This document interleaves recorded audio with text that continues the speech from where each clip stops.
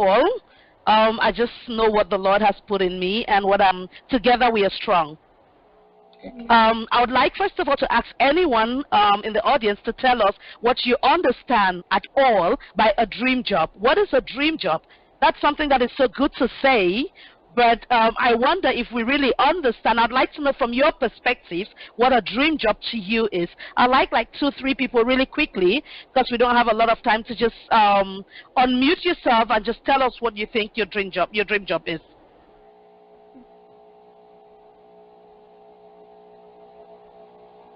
All right, let me go first. I would call a dream job as a job which is what you are really, really praying for, believing God that if you get this position, that is what will make you very happy. You'll be fulfilled. It's your career, job which you really want to be on this job. So that I will call it a dream job.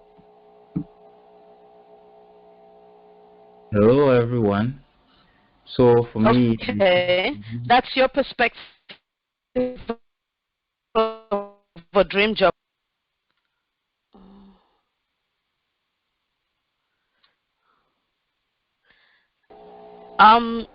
Yeah. Mr. Ekome, we didn't hear you. I didn't hear what you said.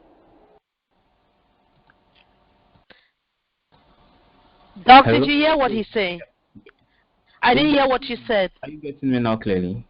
Yeah, better. Thank you. Yes. Hello, everyone. So just to answer the question real quickly, I think a dream job has to be something you're really passionate about. Yeah, so for me, that's what I think is meant by a dream job. Okay. And maybe one last person. I think a dream job is a job that makes you feel fulfilled. At the end of the day, when you close from work and get home, you feel like, yeah, I feel fulfilled. I did what I wanted to do today. Okay, super. So in a nutshell, a dream job is that job that just makes you smile all the time. No matter the challenges, no matter the obstacles, no matter the lack of knowledge, you're just happy when you think about it. When you go there, whatever you do, you're just happy about it. Thank you all for your answers. And that is indeed what this is all about. We all want to be somewhere where we get up in the morning, we are happy to go to work. It's not all about the money. It's all about self-fulfillment, how you feel. And for me, a dream job is a job where you have inner peace. So it really starts from your inside. It's not what people say about you out there, how much you are a star in that job, what you do. No, but it's that job that just makes you fulfilled, where you really believe, you feel you're contented, that you're giving back what God has put in you. You're giving back what you've learned. You're giving back to the society you live in, or where you come from. And it takes a lot to get to that dream job. But I tell you all, the lot that it takes just starts from the inside. In the world of today, a lot of people walk up, down. So outward to the inside, which means they look for what they don't have outside to acquire all the knowledge, the certificates, and move to places and get cars, and I don't know what they want to have to get a dream job. But a dream job actually should be something you start getting from your inside. As a child growing up, I wanted to be a journalist or an actress, which means if you look at these two jobs, they have everything to do with people. Me dealing with people. And today I'm a human resources expert, specialist. Trust me, it's my dream job as well. Because in a nutshell, it was not the profession itself, it was what I wanted to be. I wanted to deal with people. I wanted to help people. I wanted to communicate with people, always be around people. I'm not a numbers person, so don't put me in finance. I'll be there for 1,000,000 years and I'll never be fulfilled. So this is something that I knew growing up. I tell my brothers today when they call me sometimes like, why are you concentrating like that? I'm like, guys, I'm on arithmetic. I don't even tell them it's math. I said it's arithmetic because that's the basics from primary school. And when I'm on it, I'm so concentrated because it's just hell for me. When I'm doing my budget planning at work, it's hell. It's just a period I don't like. But if you're telling me to write processes and procedures and encourage people and bring up new ideas, I'll be doing it and talking to Dr. Dudu at the side. I'll be doing it and talking to Nelly on the phone, and I'm writing processes because I'll multitask in it so good because that's where my strength is. So I'll start by asking you, or I'll start by making people ask themselves that question, what do I have? Please, whoever is not talking, mute your microphone. Please. Thank you. So ask yourself, when you're aiming for a dream job, what is my strength? What is my passion? What am I really passionate about? I couldn't be a nurse, because when I see a patient suffering and crying, I'll just join them and we're going to cry together. And I will so suffer in this job that I'll just maybe do it for money, but not for the passion. But even if whatever I do around HR is not necessarily for the money, but it's for that self-fulfillment, because I get up and I'm happy to go there. So knowing all those things, when I captured that understanding, my life became so easy. Do I struggle to get a job sometimes?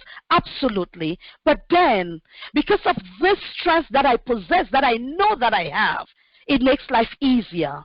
So I'm going to go now to talk about how you can get to your dream job. What I tell people is, from the very beginning, put your strengths and your weaknesses. Put your needs and your passion. Because there are people that would do jobs and earn maybe, I don't know, 1,000 euros a month, and they are so fulfilled and contented that are more than people who earn 10,000 at the same job, just because they have a passion for it. So ask yourself, what is my passion? Where do I belong? Do I really want to do this? Am I doing it for money, or am I doing it because I feel fulfilled when I do it? Then move to the next step to ask yourself, what do I have already? And I call this the bottom-top approach. The world of today is very agile.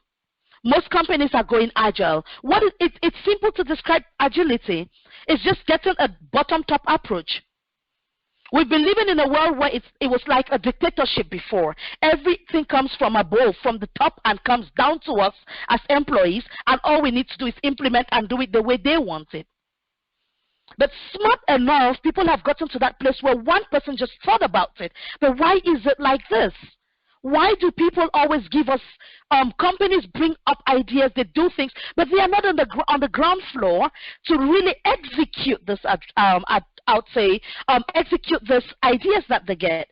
So let's go down to the blue-collar employee, really like from the cleaner level and above, to find out, or the production employees, to find out what they really do, what they really have as ideas, and let us as top management or executives take this idea and modify it. Let's take this idea and, I would say, work on it and see the results. And when a couple of companies tried it, they realized that it was working super. The whole world is now going agile in so many directions. And so I tell people, be agile yourself. You as a person, you are a project. Everything in your life is a project, with milestones, with difficulties, with everything that it entails to build up a whole project. So at the end of the day, I ask you, what is it that you already have? I'm not one of those people that does presentations. So I just do it. I just say it the way it comes. And sometimes I appreciate when people put up their cameras, because then I get to see the people I'm talking to. And it's not just like you're hiding behind some, handy or something. I don't really mind if it's your cell phone. But if you have the capacity, please turn on your camera so we can talk together. I can only see Dr. Dudu and the wife, and that's really not cool. So maybe someone else would want to turn on their camera so we can really talk. I feel lonely now. Thank you all so much. That's beautiful. I appreciate that. So at this juncture, I'd like us to talk a little bit about the things we have. Most of the times we are very, very excited about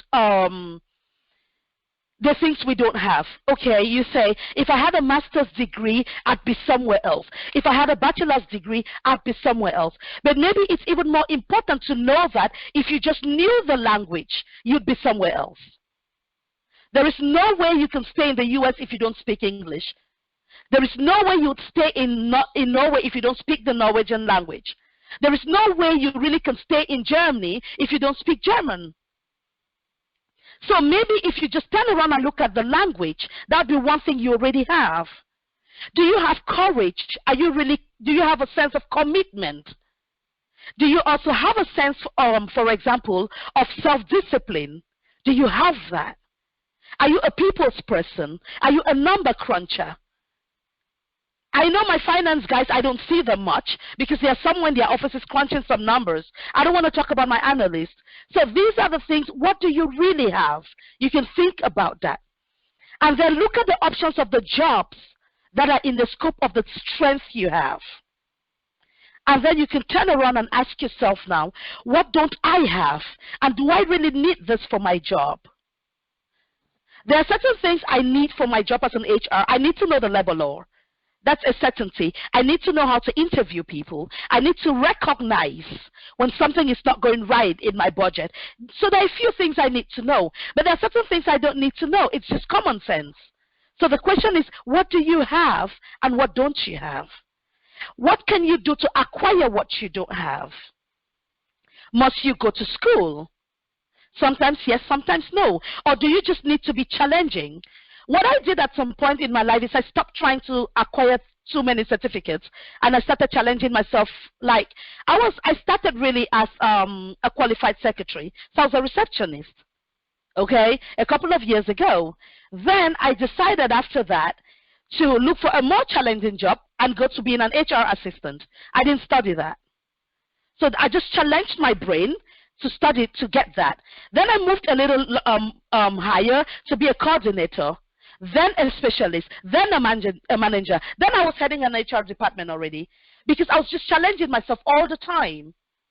But then it got to a point where I stopped and I said, I need to do some self-development. So I took a whole year and went back to school to be an expert coach. But why did I do this? Because I realized that I was coaching already all around. Privately and professionally, I was already coaching, but I needed some structure and some tools on how to do this professionally. So I thought of developing myself.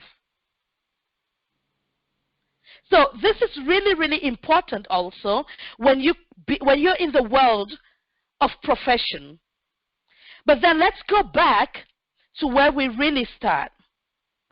When we come back to have a dream job, it means we believe at some point, at that moment where we think we want to apply for that dream job, we believe innerly that we are qualified for this job.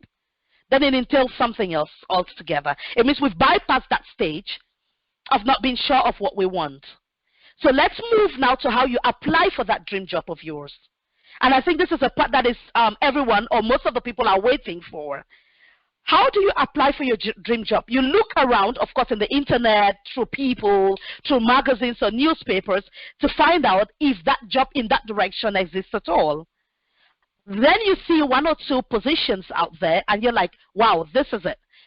I want to go for this position. I want to go for this position. I advise people at this stage, before you send out an application, check the company. Is there anything about that company that I can align with, that I can identify myself with, that I can feel happy working for that company? I personally work for a pharmaceutical company today, and the reason why I worked for that company was because, or why I applied for that company is because I take medications from that company personally. My daughter takes medications from that company when she's sick. So already, my family members take medications from that company. So when you go to the pharmacy, they tell you, we've got this medication, for example, metformin, and it's from, we have from this and this and this and this and this company, and this company of mine is one of them. And I go like, bingo, I want the one from my company, from St. Fever, for example.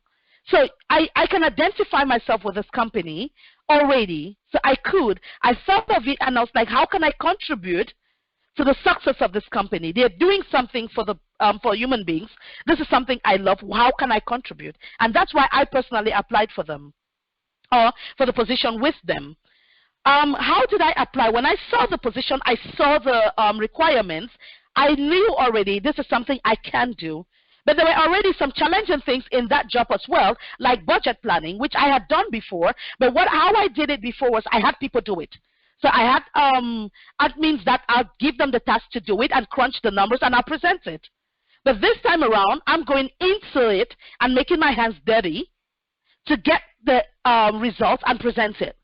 So I knew that I'd be having issues with maths, with arithmetic, with the figures. But then That was one of the challenges I had. Number two was the fact that it's a company that it's a branch I have never worked for. I've worked for a pharmaceutical company before, but that was more for animal health. Why did I do that? Because animals are treated differently in Africa. I wanted to see how much people really take care of animals here. I was excited to see that, so I worked for one. But this time around, it was something else. So when I saw all these things, I could identify myself with the company. I read about the company. I sent in my application. In my cover letter already, which is where I always start with, how do you present a cover letter? A cover letter is a summary of what you would like to tell the employer by yourself. So you're not writing them a roman of 10 slides. You're just summarizing in one page, maximum. I advise people what you would like to tell them. So I'm interested in your company for this and this and this reason. I've been in this branch for this and this and this. My experience you can get out from my CV, for example. And I'm available immediately. My strengths are, I don't know, languages, multiculturalism. I'm very much vast in the labor law and blah, blah, blah. So you put all this and you tell them your available start date. If you are comfortable with it, you can, or if they are requesting it, you can already tell them your salary expectation. I never do it. I never do it for one reason. When you do that already, you're gauged somewhere. Okay? So when you tell them already, I'm expecting a salary of, I don't know, 100,000 to 200,000 euros a year, they already know, she's too expensive for us. She's too cheap. I don't know. Maybe they want to pay 300,000 a year, and you already limited yourself. So I don't limit myself. I wait for the interview. When you call me, then I'm gonna go like, do you have a budget for this position? What is your budget for this position? So you start playing around these things. So back to the cover letter. This is what you put in your cover letter. What is extremely important is that you don't go using grammatic terms that no one will understand. People need dictionaries for. We don't need that. I want a simple, to-the-point cover letter. Tell me why you're applying for the position. Tell me why you're interested in it. Tell me your strengths and your weaknesses. Tell me your availability, and possibly tell me if or how I can reach you. And that's it. So just capture me. It's just like I tell you in an interview, I give you 2 minutes to convince me to ask you more questions. So capture me. And this is what a cover letter is all about. Just tell me a little bit about yourself in a way that I would want to call you for an interview. Then onto your cover letter, you add up your CV. So how is your CV structured? The European approach is that, or what I do is I put my name, my nationality, I put the fact that I'm married, I put the fact that I have got 2 children. Why is it important if you have children, especially as a woman? I would really highlight this, especially as a woman, so that if a company is recruiting a woman, they know that you are a mother, and a mother has another affiliation to her children like a man. They know that, and if your children are small, I'll advise you put the age. I have a son who is 23 years old, and I have a daughter who is 3. So if I'm telling my company I have a daughter with 3, it means you know that if the daycare calls me and I'm in a meeting with you, I'm gone. I am gone. I am not negotiating my daughter for your job. I'm gone. So I advise people to put this. I advise people, if you're married, say it, because your family comes first. Do not negotiate your family for a job. Please, men like women. Because as an HR person, I tell you, I want somebody who can work 20 hours in a day. So it's not about, normally we want someone who can work 8 hours a day. But when you are single and you prove to us that you can work 20 hours a day, we are excited, we are happy, because we pay you for 8. So it's important to know what you want and put your limits. So put this in your cover letter, then start with your experiences. So like from the top, what was your last company? Then you go down. Put in your education. If you go into my CV, for example, I have my secondary school education ends in Cameroon, and it's with the ordinary levels, and I left, and I came to Germany. So what have I been doing in Germany since 21 years? I have that outlisted in my CV. It is important because I want to see what you've been doing. I want to see how your life has been, in professional life, of course, in that CV. If you have too many gaps in the CV, it becomes questionable in my mind. And I'm like, okay, he was in this company for 1 year, and then he moved and didn't work for 3 years. Okay, and then he started again for 1 year, and then he's not worked for 3 years. This is not a serious person. I'm just telling you how HR thinks. So this is now from the perspective of how HR thinks. We're not narrow-minded, but we are very, very picky in the things we want to see, because your CV is now telling us about your professional journey. So tell us your professional journey. Tell us your educational journey, but please don't make it too long. If your CV, my CV, I think is about 4 pages because I've got tons of things in it. But every time I review my CV, I try to shorten it as much as I can. Because giving me a CV of 10 sides just irritates me. I'm like, okay, before I get to the third side, I've forgotten what I saw on the first page, to be honest.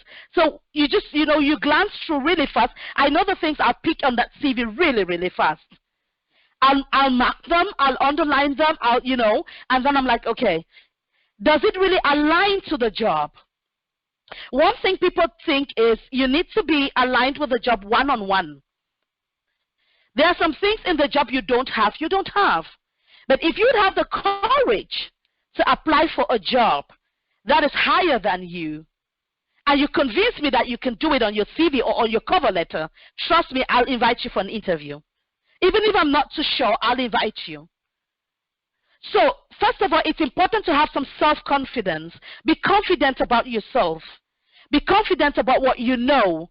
And be confident about what you don't know. It's not a crime not to know something. What is important is if you do not know something and you lie that you know, you better remember that lie when the time comes. Remember it all through. Because it would always come back to you. They'll ask you. And sometimes in a manner you least expect it. I don't have a series of questions I ask people in interviews. What I do is I watch you. I ask you the question as we communicate. So it just pops in from any direction. So it's important that you be yourself in an interview. So when you send in your CV and your cover letter, if you have reference letters, please send them. So when you quit one job, or if you have a change of supervisor, do yourself a favor to always have a reference letter from your former supervisor. Because you can be with a company for 10 years, and in those 10 years you've had 4 supervisors. Well, the last one would not know what you've been doing for the past 10 years. So he doesn't know you. Always get a reference letter when you're changing jobs, when you're changing supervisors. So if you're promoted, get a letter for your last job and your last supervisor. If you're changing a company, get a reference letter. It is very, very important. When you do courses, get certificates. Send these things with your CV and your cover letter as a backup. It gives your document some strength. What I also advise people is to have references that companies can call or write to ask about you. You must not have them in every job, but it is important to have professional references. Don't give me the number of your mother to call and ask about you, because your mother is going to tell me my son or my daughter is a star. So I want to have a reference of someone you've worked with, maybe as a colleague, someone that has supervised you, or better still, maybe the head of a company. So I have supervisors. I have a mentor that could give a perfect reference about me, but I never use her. I use a former boss. I use a former colleague, or because I'm HR, I work with all departments. I use maybe a department head of one of the companies I work with, whom I supported. And I just let them, and I always tell my references, please tell them the truth about me, don't lie. If you know my weaknesses, tell them. If you know my strengths, tell them. Because this is my joker, that's my savior. If you should tell them things I'm not, at the end of the day, I will end up being, I would say, persecuted for something that I don't even know. So this is very, very important. Then we come to, does anyone have a question at this point? Maybe before we move into how you really go to a physical interview. Any questions, please? Yes, I have one. You mentioned on the CV and also how it should be short and not so, lengthy. Now, normally we see sometimes they ask for resume, send your resume. So is CV the same as the resume, or do they have structural differences? No, it's the same. Okay. It's the same. And what I advise people to do is you can't put everything you do on the position in one CV. So put the bullet points of the most important things you do. Like, for example, I would put a bullet point like, I do budget planning and execution, I do payroll, I do recruiting, I do learning and development. For example, I do employee motivation. So these are the things. I do employee coaching. For example, these are bullet points that are important for an HR person. If you are, for example, what would I say, an accountant, maybe you've done, I'd say, outgoing invoices before, incoming invoices before, bookings, you've done payroll, it's also done sometimes by accounting. So these are some of the important things. Also, adjust your CV by the job you're applying for. So I have a standard CV because HR is HR, honestly. There's really rarely things you change. There are rarely things you change. But adjust your CV per the job you're applying for. So if a job is applying for some particular expertise and you have them, make sure you put them in so they can see that you have this expertise. So don't use a regular CV for all jobs because it might just not fit what the people are looking for. Sometimes you have jobs that says they want 10 years of working experience. If you only have 5 years and you're confident you can do it, apply all the same. Don't limit yourself. And that is what I talk about, self-confidence. If you're confident you can do what someone that has been doing it for 10 years can do, just go for it. Any other questions from anybody at this point?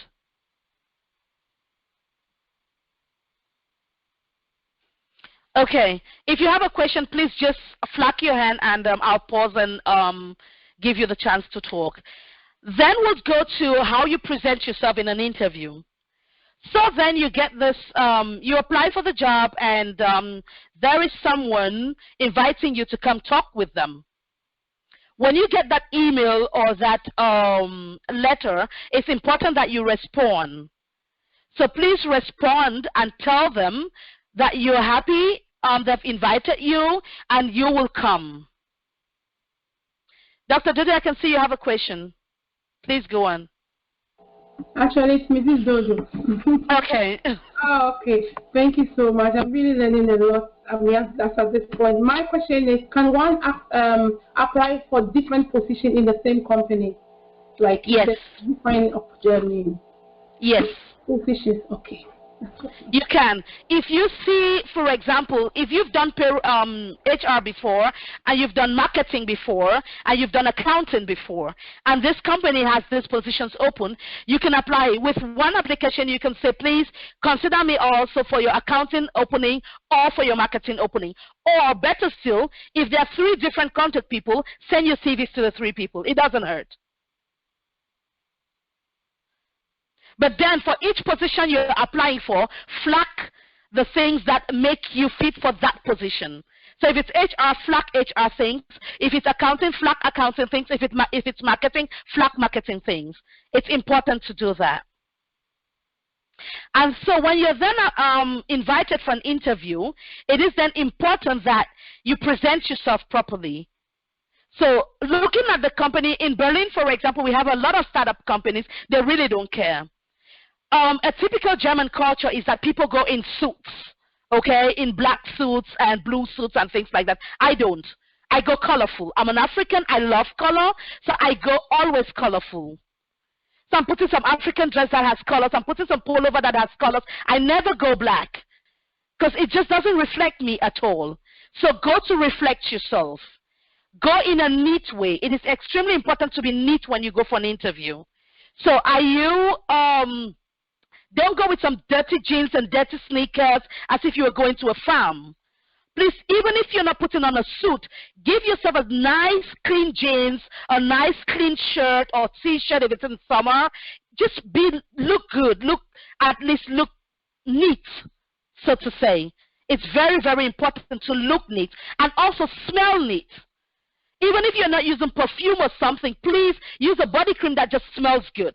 Don't go there looking like someone who's coming up from spot sweating like I don't know what, and smelling sweat everywhere. Just smell good. It's also very, very important.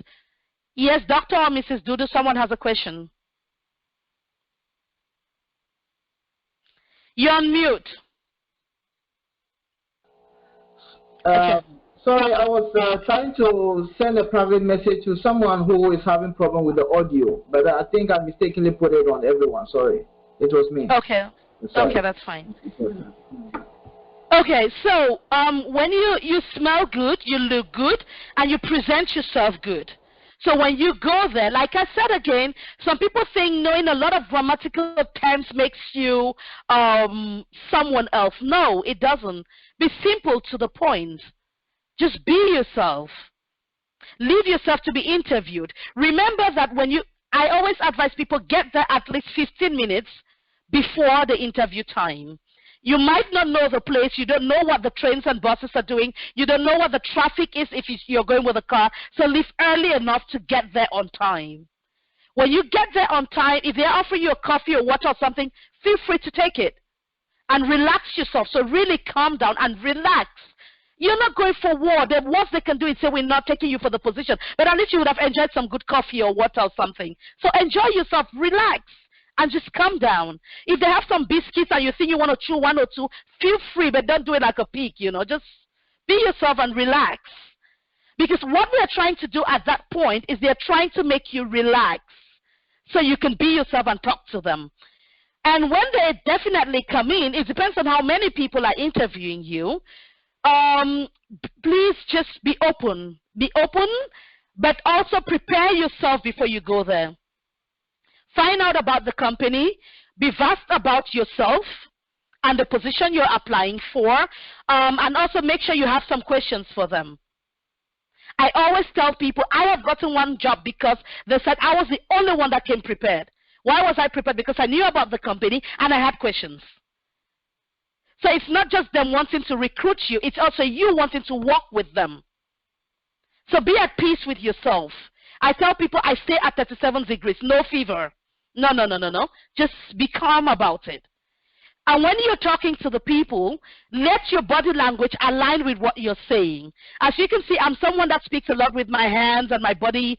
I've got this body movement. That is who I am. So just be yourself. Don't try to, be stiff because you're at an interview. No. So if you have to talk with your hands and demonstrate or illustrate something, just do it.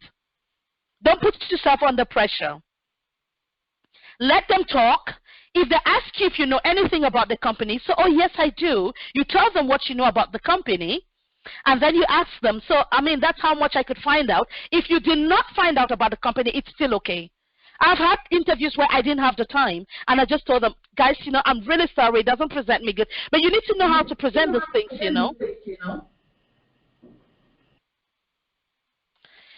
If you do not know what to say, just tell them, I'm sorry I didn't have the time to look it up. I know it's not a good way, but pardon me. I'd appreciate if you tell me something about the company. Then you listen. Make notes. Because it's so much information sometimes that you can't keep everything. So just bullet point some things that are really important. When they've interviewed you, they've asked you the questions. If they ask you, normally they'll ask you to tell them about yourself. So honestly, what I tell people is, okay, Nelly, I've seen your CV, I've seen everything you've done, and thank you for coming. Now you're here, I'd like you to tell me about you. What I'm trying to tell you is, don't take your CV and look at it and read what is there to me.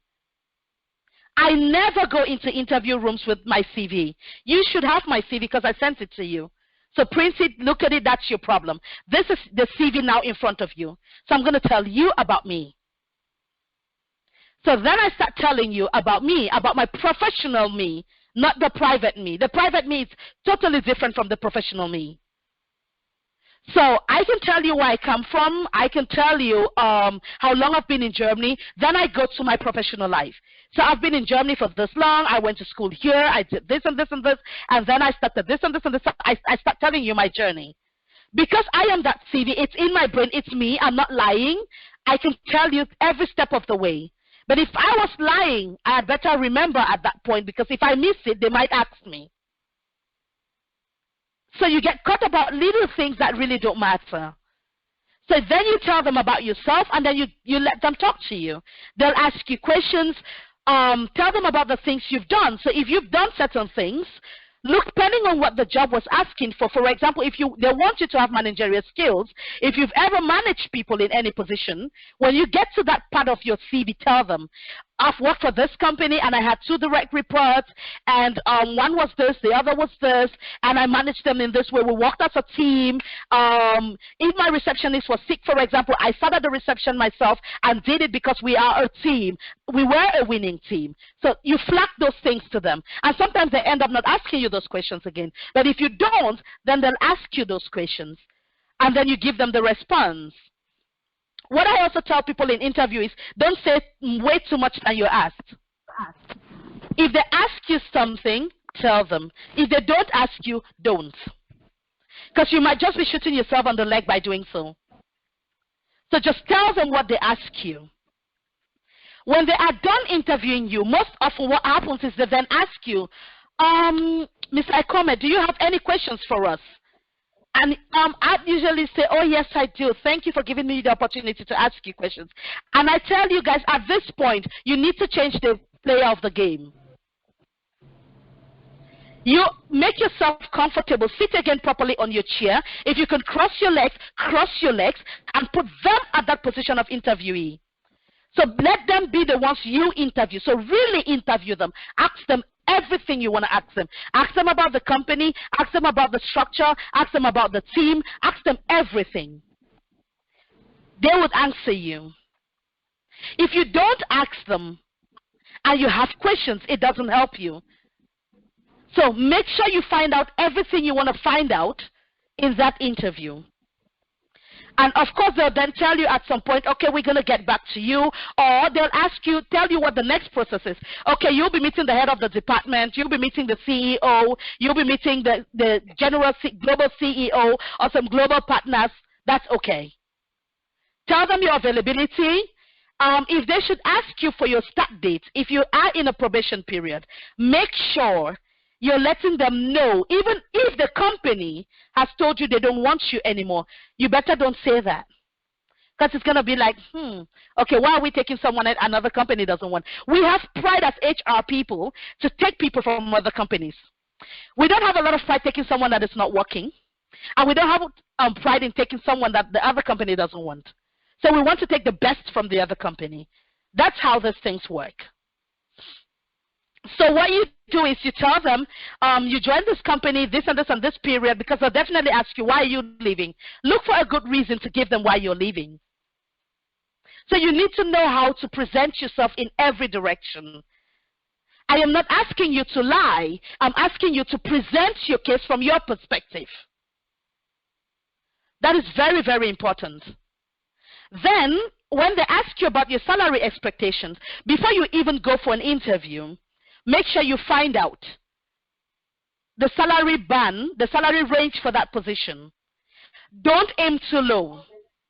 With all the price I've made, I'm told unless a strong entity insider. Can you kindly help? Hello? Okay. Please, if you are aiming for 100,000, if that's what I tell people is every job, every promotion you have, top up your salary. Every certificate you have, top up your salary. So if you have a master's and you've done your, if you have a bachelor and you've done your master's, and you've worked a year or two, and you're leaving a company to the next one, top up your salary. Don't take the same salary you're leaving one job to move to the other. Remember, you just gained 2 years of experience? And you're moving to give those 2 years of experience you just gained to the next company, so top it up. If you were earning 5,000 euros a month in this company, move up to 7,000, 8,000 to the next job. If the worst comes to the worst, they'll negotiate maybe for 6,000 or something. So you grow. You need to grow. You need to grow morally, physically, mentally, financially, and educationally. Experience. So grow in every direction. Any question at this point? Dr. Dudu, I see you have one. Yes, we have a lot of questions, and I can see the audience are also preparing for questions. So I will kindly ask you to wrap up in the next 3 minutes, and then they will have the opportunity to ask questions so you can go into those specific areas again. Thank you. Okay. All right. Thank you for that. So prepare yourself, get your questions, top up your salary, find out about your salary, negotiate. Negotiate. I have had people that moved themselves because they could not negotiate for a company to move them. So negotiate. Ask these questions. Tell them what you want. You're selling yourself in this interview. But let it not be all about money. Let it just be all about you feeling comfortable in that job, in that company, and being aware of the fact that the higher you get paid, the higher the requirements or the expectations. And if you get a contract at the end of the day, it is also okay to tell the company you're not going to sign right away. You want to go back and read it and then send it back to them later. You must not sign right away, which we most often do. Find out around you. If you have an HR person, have them read the contract for you. And then if there are things you want to renegotiate, feel free to go back and renegotiate. Write emails, ask questions before you move into a company. Be prepared for what is coming ahead of you. Get your own onboarding plan. How you think you want to walk yourself through that job before the company walks you through. Okay? So that is a little bit about the interview, the job, and if you have any questions, please, I'll give the floor open now for some specific questions.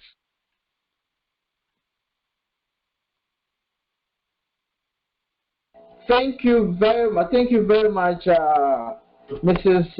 Inobi. This is very, very deep and very elaborate. Thank you so much. In fact, I can see that we really have an expert in the house. I'm so glad. Right. I have a set of questions, but let me reserve mine and then give the opportunity to the audience. I'm sure they have questions they would like to ask. So please, now this is the time. If you want to ask a question, you can either raise your hand by the reaction, or you can unmute. If there are not many people speaking at the same time, you can unmute and then speak. Or if not, you can also type your question in the chat and I can also read it if you don't want to speak. So there's opportunity for you to ask the HR expert. She's here for us tonight and we are so glad. So please take the opportunity.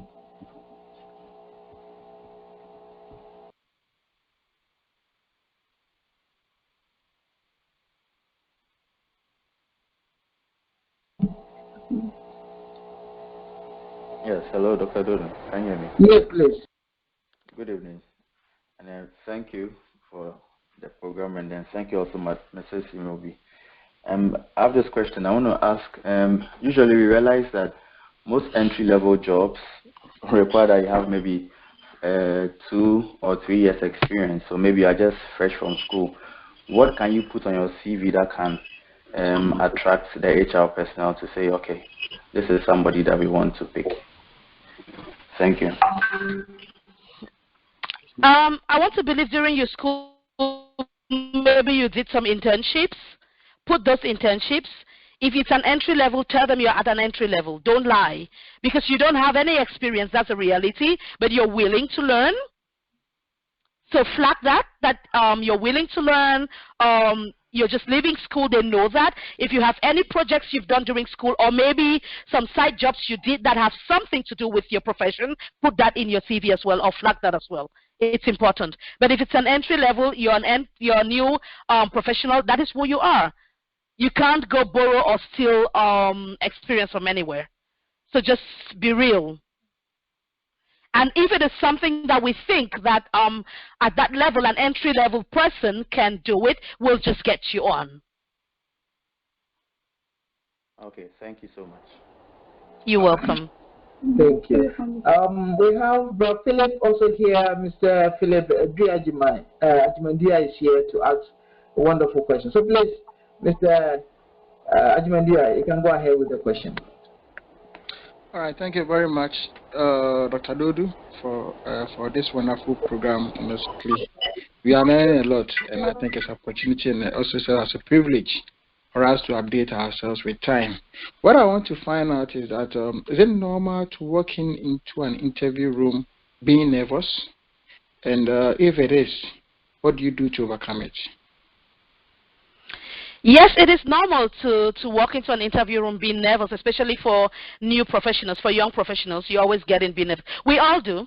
I also walk into certain jobs being nervous, even as an HR expert. So it is normal. And what you do is, like I said before, if they offer you a cup of coffee, drink it, feel free, calm yourself down. We try sometimes to start with a little chit-chat.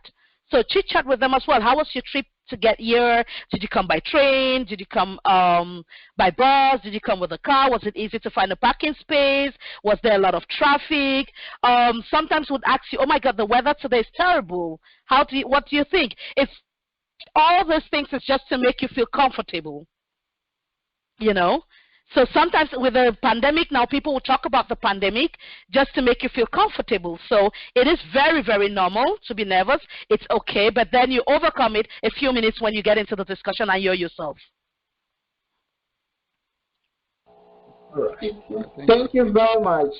This is very, very, very encouraging to have such a tidbit. Right, I will go to Mr. Didier. If I'm right, forgive me if I butchered your name. Please, you can unmute and then you can ask your question.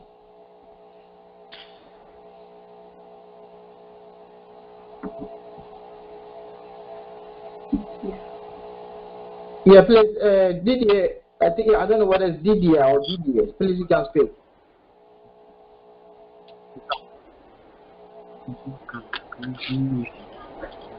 Yeah, we can hear you now.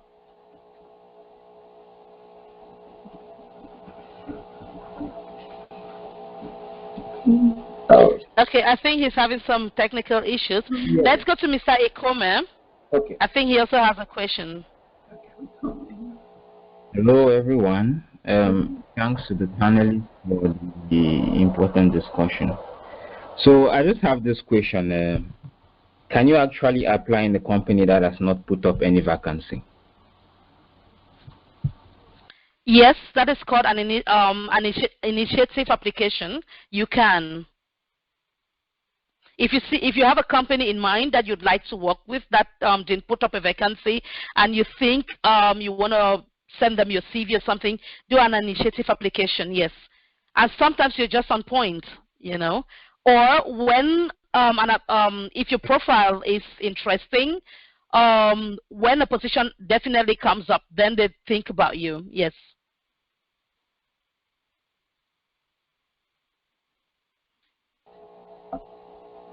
Great. I don't know if I was right, but I think I saw, okay. Right, then let me ask my question. I've been waiting to ask this question. My question is it possible that you might you talk too much in an interview or you talk too less? Because sometimes you realize that there are interviews whereby the people are expecting you to talk a lot, to say a lot, and it's like you also don't want to, speak irrelevant information, So is it possible? You spoke about where if they ask you a question, you should answer, but if they don't ask, you keep quiet. So whereby the people themselves are not really too much, chit-chat type, but they are like, you realize sometimes the room become a bit, tense in a way. Is there a way? Can you talk too much or can you talk too little? Please let me know. Thank you. It all depends. What I tell people is, just like I said before, please put on your cameras, okay? I see your reactions. I can see your reactions. I can feel the vibe in the room. And that's why when you're talking, you watch the people. When they're nodding, you watch their mimics. So you don't look at one person, you're looking at the people in front of you, especially if there are many of them. So you need to feel the vibe in the room. And if you're talking too much, you will know. You definitely at some point you realize that you're talking too much. And if you're talking too little, you will know, because then the questions keep coming. I can ask you a question and you answer not to my satisfaction, and I'll bore into the question even more, because I want to get more out of you. So I can feel when someone can talk more, has more, but it's maybe an introvert. So it's also an aspect of personality. You have some people that you really need to stop them, because if not, they just talk and talk and you don't even have a chance to ask the question. And there are others that you really need to bore out the information and get it out of them. That's their personality. So it just depends, but you can feel it. So it's important to be very, very vigilant and sensitive when you're doing an interview, during an interview. Thank you. I think Mr. Didier is back. Do you want to ask your question now?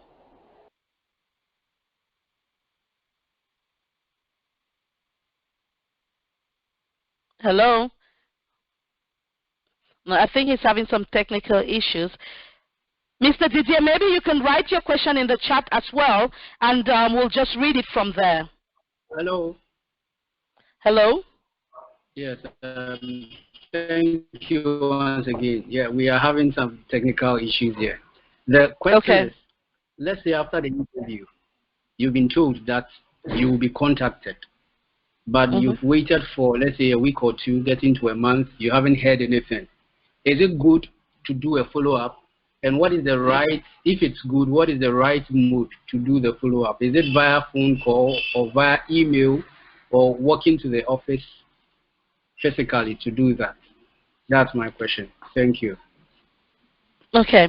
Well, in this part of the world where we are, most often you don't walk to the office easily to do a follow-up. You can write an email or do a phone call, but my advice is always to do a phone call. Or if you have a direct contact, so like if I gave you my my card, my business card, then you can do a follow-up and give me a quick call. If not, then write an email and ask them. I came for an interview on such and such and such a date, and I was told that I'd get a feedback in a week, and I've not heard anything so far. I'd appreciate if I got some information on that. So it is very okay to do a follow-up, but the best for me is via mail. Okay. Thank you. Okay.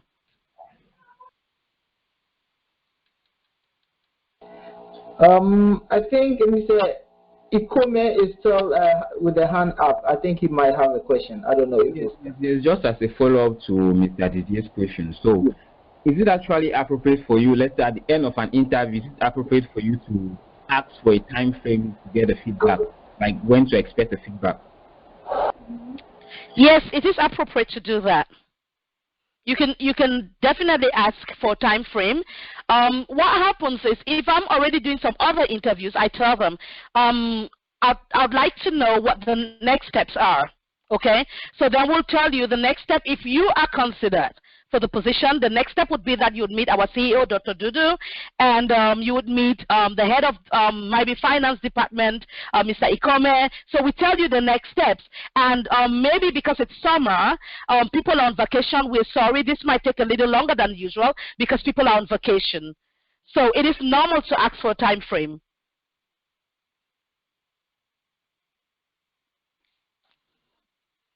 Any other questions?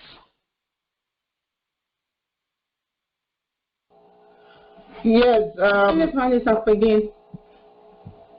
Okay. All right. Thank you very much. You know, usually when you go for an interview, before they start, they tell you to introduce yourself.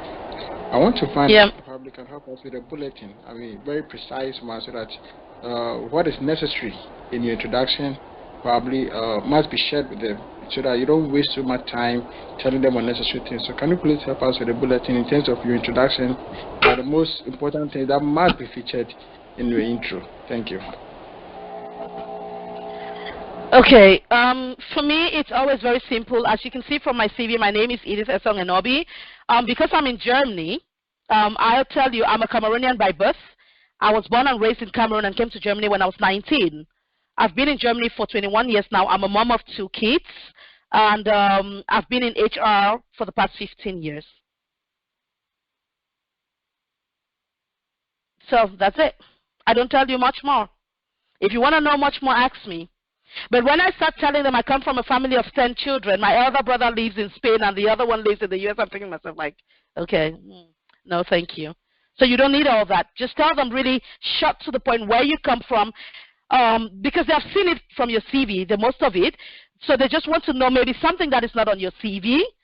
So I'm a mom of 2. Like I said before, it's important to tell them that my daughter is 3 years old, because if I'm in a meeting with you and I get a call, I'm out of that place already to go pick her. So it's important to tell you that I've been in Germany just for 21 years. I wasn't born and raised here. So don't think that I'm going to speak German like a German native speaker. No. So you just tell them really brief about yourself, and then any other thing they want to know, they will tell you. Sometimes, if you want to make it short, or if you want to make it more detailed, you can just tell them. If they tell you, they'll rarely tell you to introduce yourself. They'll say, tell us about yourself. So, Mr. Philip, can you tell us about yourself, please? So, which means they have seen your CV. Tell us about the things that are on your CV, but the things that are not on your CV as well. So then you tell them where you come from. You tell them how long you've been in the country, maybe. You tell them the languages you speak. I always flag that I speak 5 languages, because it's always something of, I want to give you this wow effect, like, okay, I've got something you don't have, maybe, Then you have this wow effect immediately, and they get more and more even interested, And I tell them really the days of my little beginning. Like, I came to Germany for family reasons.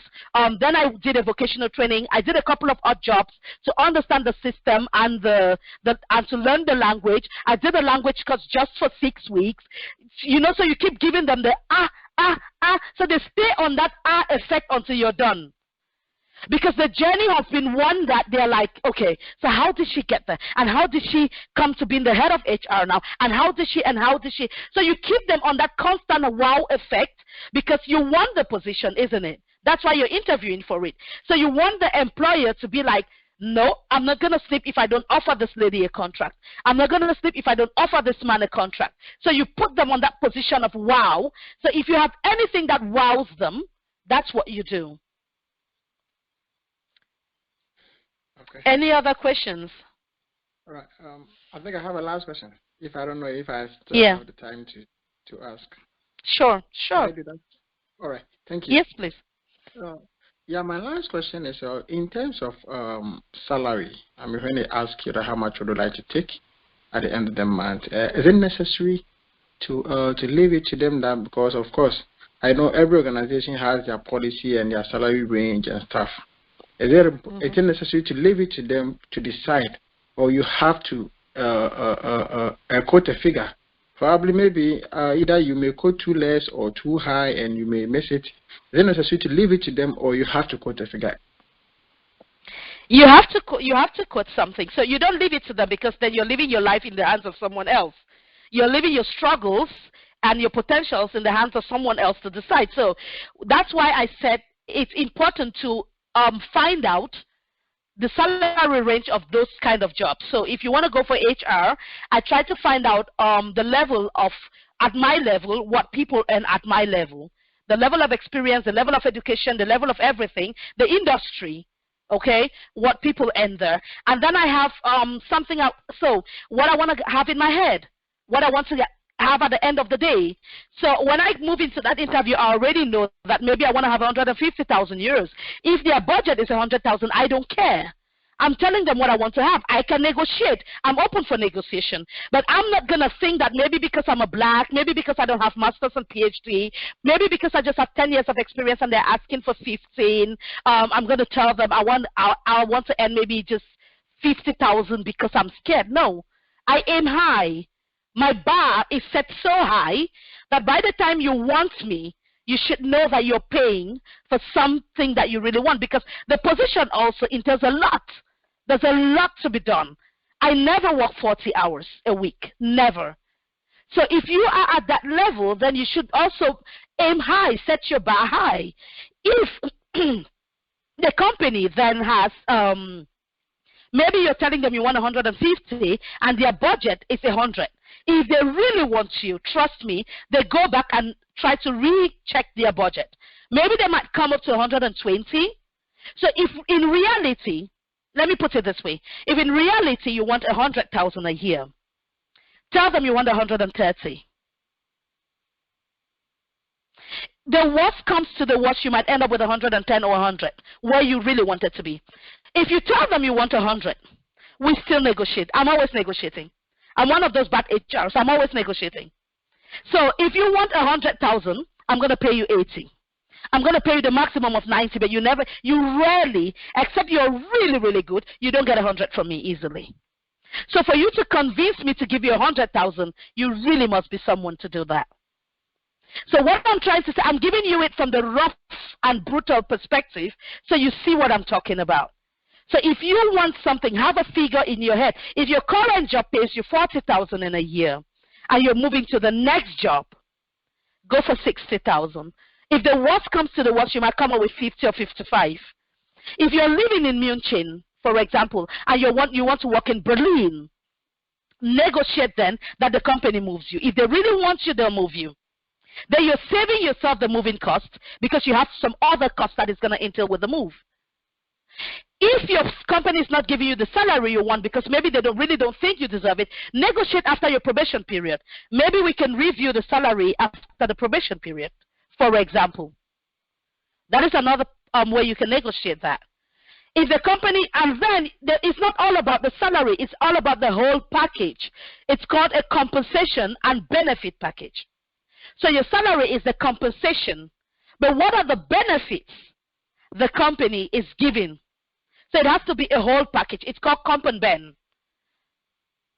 So sometimes the company might be paying you less, but it's compensated with other things. You have a free job ticket, you have a free parking lot, you have lunch vouchers. All those things are benefits from the company. A top-up of your health insurance, or maybe a life insurance, maybe a company pension. Those are all formats of a benefit package. So it is a whole compensation and benefit. So compensation is that salary, is that bonus, and then the benefits. Do they have a bonus plan, for example? You have companies that just pays you 12-month salaries and that's it. No bonus. You have companies that pay you 13-month salaries. You have companies that pay you 13-month salaries, but then if they say we're going to pay you 50,000 in a year, they take that 50,000 and they divide it by 13. But also there are companies that pay you the 50,000 divided by 12, and then that 13th month salary is a benefit. So you need to know these things. So that's why I say find out, do your findings on what that domain actually gets as a compensation and benefit. And also the country and the area of the country you live in. People in Berlin don't earn a lot like the people in South Germany. Go to Stuttgart and all those places. What you earn here, you can earn 1.5 times there. But also, the cost of living in Berlin is way more lesser than the cost of living in Munich, for example. So you have all these criteria that match these things as well. Thank you very much. In fact, thank you. I wish we can go on and on and on and on, but I'm looking at my time, so I don't want to go beyond my time. I want to be a good moderator tonight. So, in fact, I will ask if one or two short, quick ones, anybody with one short question, then we'll ask the person to go ahead and ask. If not, then we will be wrapping up. Any quick question? Or any contribution or anything which was in there? Okay. All right. I think Bernard from Ghana. Mr. Kisi, please go ahead. Thank you, Doc. I think this has been a wonderful talk. I'm very happy to be part of the meeting. There's this experience that I had some years back, and I want to ask how to actually go about that. Now, I was being interviewed by a company. It was a technical interview. And then once I was given the company, I was able to solve the point, but then I couldn't complete. So afterwards, I decided to solve and then send back an email with my solution. Is that valid to do? Does it change anything? That's my question. The question, first of all, is what you were given to do. You were given the time frame, isn't it? I believe you were. What you were given to solve, you were given a time frame to do that within the company. Actually, there was no specified time, but we just ended the conversation at a point where he felt like, okay, the other people on the waiting line, so if you can get it on, okay, let's move on. And then he asked questions, okay. I answered the questions, and then we ended the call. Okay, it's a valid thing to do, no doubts about that, because you did it. But the point at that time is he really the one that solved it at the end of the day? So I'll be asking myself that question. Like, okay, he couldn't solve it when we're talking. Maybe he was nervous. It depends on the time frame you use to send it back, number one. Number two, there's always this doubt of, okay, is he really the one that solved it? But it's never wrong. Let me put it that way. It's not a wrong thing to do. It's just also to show how committed you are and how I would say engaged and you were in that part of the conversation to really want to solve it. So I really would say it's not a wrong thing to do. You did it well. Thank you. Thank you very much for this wonderful session. I want to first thank our able, I will ask my wife, Mrs. Doty, to do the vote of thanks. Thank you, Dr. I want to thank all of you for being here tonight. In fact, we are so blessed and know that I'm sure, Sister, you definitely will need you back and give us. We can't get enough of all this good stuff that you're giving to us. So we want to thank you so much for your time. And the wonderful time that we've had with you. We are so grateful, and I know when we call you again, you will come. Thank you so much. And I want to thank everybody that is here tonight. Thank you for coming. We are always happy when we see you together like this. Kingdom Mandate, that is all Kingdom Mandate is about. Learning the things of God and also learning about the things that will help us to improve our life. God wants us to have knowledge about everything. Everything that affects our life. So we are really grateful for your life and for our life. Thank you for being here. Kingdom Mother wouldn't be Kingdom Mother if we were not there. So we thank you so much.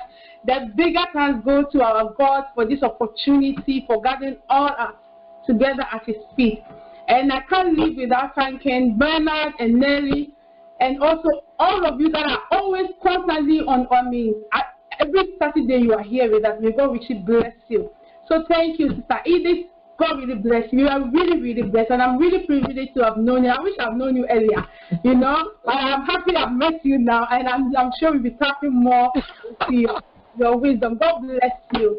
So thank you. I'll give it back to Doctor. Right. Because the program is so powerful, I'm going to we've recorded it. I will send the links around. So please be expecting it, so that you can listen to it at your own leisure time. But there was so much I wrote. I wrote 2 sheets, if you can see, back and forth, full of information. In fact, so much information. So I will send a link so that you can have time and listen to it again. On this note, I want to thank you and then say have a wonderful weekend, and see you next week same time. We'll come your way again with another interesting talk. God bless you and have a good night. Thank you. Thank you. Bye-bye. He didn't pray. Oh, sorry. Hold on. Please, you have to pray before we go. Thank you all very much, and God bless you all. Yeah. Of course, if you forget and you go for it, it's not forbidden. So let's pray. I will do the prayers. Father, we thank you so much for this opportunity. We are so grateful that we've had Mrs. Inobi, who have really shared with us. She's really poured her expertise, and we have so much, oh Lord, information, and we pray that as we even go, we have this on our minds that we will benefit from them. We will apply the skills, and we will really get our dream jobs. We thank you for blessing her, every virtue that has come out of her. Father, we pray that you plenish it, oh Lord. Thank you for all those who came today. Father, grant them every heart desire. We give you praise, we give you worship, and thank you for making Kingdom Mandate reach out to the whole world. We'll give you wonderful thanks in Jesus' name. Amen. Amen. Have a lovely evening. Bye-bye. Thank you. Bye-bye. Bye. Bye.